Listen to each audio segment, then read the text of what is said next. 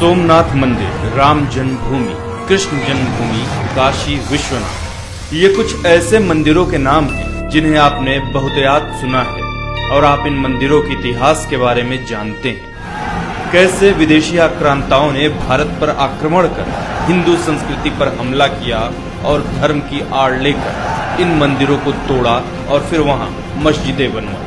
पर ऐसे हजारों मंदिर थे जो इस्लामिक आक्रांताओं के अहंकार और धर्म प्रचार की भेंट चढ़ गए, जिन्हें इसलिए तोड़ा गया ताकि हिंदू संस्कृति और उसकी पूजा पद्धतियों को नीचा दिखाया जा सके। भारत में इस्लामिक आक्रमणों की शुरुआत अरब आक्रांता मोहम्मद बिन कासिम के सिंध पर आक्रमण करने से शुरू हुई। 710 ईस्वी में सिंध के राजा दाहिर को हराकर उसने इस्लामिक आक्रांताओं के लिए भारत के रास्ते खोल दिए थे। मोहम्मद बिन कासिम की सिंध पर फतह के बाद इस्लामिक लुटेरे और आक्रमणकारियों का एक लंबा इतिहास है, जिन्होंने हिंदू, बौद्ध, जैन धर्मस्थलों को तोड़ा और कुछ पर मस्जिदें भी बनाई। महमूद गजनी के सोमनाथ पर हमला कर पवित्र ज्योतिर्लिंग को तोड़ने का इतिहास हम सब जानते हैं। कहा जाता है कि महमूद सिर्फ धन दौलत लूटने हिंदुस्तान आया था, पर अगर उसका उद्देश्य सिर्फ लूटपाट होता तो पुजारियों के आग्रह के बावजूद ज्योतिर्लिंग को नहीं तोड़ता। महमूद गजनी के बाद दिल्ली सल्तनत का इतिहास पवित्र हिंदू मंदिरों को तोड़कर उन पर मस्जिदें बनवाने को लेकर भरा पड़ा है। कुतुबुद्दीन ऐबक ने दिल्ली की पहली मस्जिद कुव्वत अल इस्लाम का निर्माण 27 मंदिरों को तोड़कर उनकी सामग्री से करवाया। कुतुब मीनार पर मौजूद शिलालेख में इसका जिक्र साफ साफ किया गया है। सन 1290 से 1320 तक खिलजी वंश का शासन हुआ। अलाउद्दीन खिलजी के सेनापति मलिक काफूर ने दक्षिण भारत के होयसला राज्य पर आक्रमण कर वहां के सभी मंदिरों को तोड़ डाला।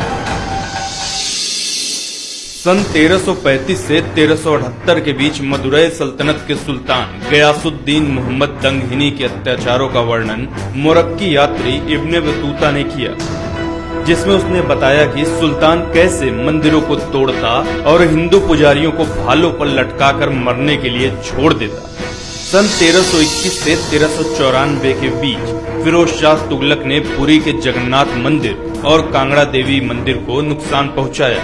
खुद अपनी आत्मकथा तारीख फिरोज शाही में उसने स्वीकार किया कि कैसे उसने पुजारियों पर अत्याचार किए और उन्हें अपने महल के दरवाजे पर मार कर लटका डाला।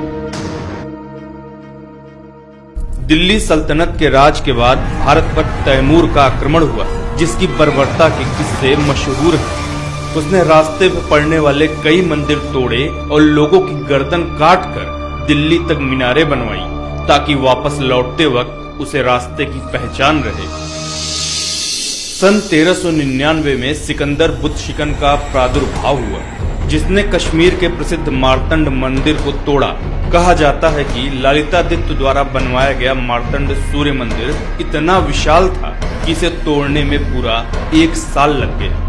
इसी के शासनकाल में कश्मीर में लोगों का बड़े पैमाने पर धर्मांतरण हुआ। सन 1451 से शुरू हुए लोधी वंश में भी मंदिरों को तोड़ने का काम बदस्तूर जारी रहा। तारीख दाऊदी के अनुसार सिकंदर लोधी के शासनकाल में मथुरा के सभी तीर्थों को तोड़ दिया गया। पूरे मथुरा क्षेत्र में कोई अपना सर नहीं मुड़ा सकता था और दाढ़ी नहीं कटा सकता था। मुगल काल में राम जन्मभूमि विध्वंस से शुरू हुई मंदिरों को तोड़ने की प्रथा मुगल काल के हर शासक के वक्त में जारी रही।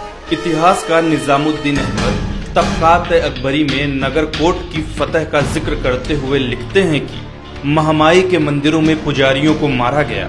मंदिर परिसर में 200 गायों को काटकर मंदिरों की दीवारों को उनके रक्त से लाल कर दिया गया। औरंगजेब मुगल कालीन शासकों में मंदिर तोड़ने में सबसे आगे रहा। फ्रेंच यात्री जॉन दे ठेवनोट के अनुसार औरंगजेब ने गुजरात का गवर्नर रहते जैन मंदिर चिंतामणि पार्श्वनाथ मंदिर को अपवित्र किया। उसने मंदिर परिसर में गाय की हत्या करवाई और मंदिर तोड़कर कुव्वत उल इस्लाम मस्जिद का निर्माण करवाया। आयरिश इतिहासकार विंसेंट स्मिथ के अनुसार सन 1669 में औरंगजेब ने अपने सभी अधिकारियों को आदेश दिया था कि वो काफिरों के शिक्षा संस्थानों और उनके धर्मस्थलों को तोड़ने के लिए सदैव तैयार रहे। इतिहासकार सीके करीम के अनुसार टीपू सुल्तान ने अपने शासनकाल में हिंदू मंदिरों को तोड़ डालने का आदेश दिया था। ऐसे हजारों मंदिर थे जो इस्लामिक आक्रांताओं या मुस्लिम शासकों द्वारा या उनके शासनकाल में तोड़े गए। क्या वजह थी इन मंदिरों को तोड़ने की? अगर आक्रमण का मकसद लूटपाट था तो सोमनाथ विजय के बाद ज्योतिर्लिंग के 3 टुकड़े क्यों किए गए? अगर आक्रमण का उद्देश्य शासन के लिए राज्य जीतना था तो अयोध्या विजय के बाद जन्मभूमि विध्वंस क्यों कराया गया? अगर आक्रमण का उद्देश्य धर्म प्रचार था तो दिल्ली में पहली मस्जिद बनवाने के लिए 27 हिंदू मंदिरों को क्यों तोड़ा गया? इन सभी उदाहरणों से सहज ही कहा जा सकता है कि इन आक्रमणकारियों के उद्देश्यों में सबसे अहम तौर पर हिंदू सभ्यता और संस्कृति को भ्रष्ट करना शामिल था। मंदिरों को तोड़कर उन्हें अपवित्र कर, पुजारियों को मारकर वे अपनी श्रेष्ठता साबित करना चाहते थे। वे साबित करना चाहते थे कि उनका धर्म बलवान है और हिंदू धर्म कमजोर है। वर्षों बाद आजाद भारत में पहली बार राम जन्मभूमि पर होने जा रहा फैसला इन ऐतिहासिक भूलों को सुधारने की तरफ एक कदम हो सकता है। अपनी सत्ता और ताकत के गुरूर में जिन शासकों ने भारतीय सनातन संस्कृति को बर्बाद करने में कोई कसर नहीं छोड़ी थी, इन मंदिरों का पुनरुद्धार उस पुरातन संस्कृति को सहेजने की तरफ एक छोटा परंतु महत्वपूर्ण कदम साबित होगा।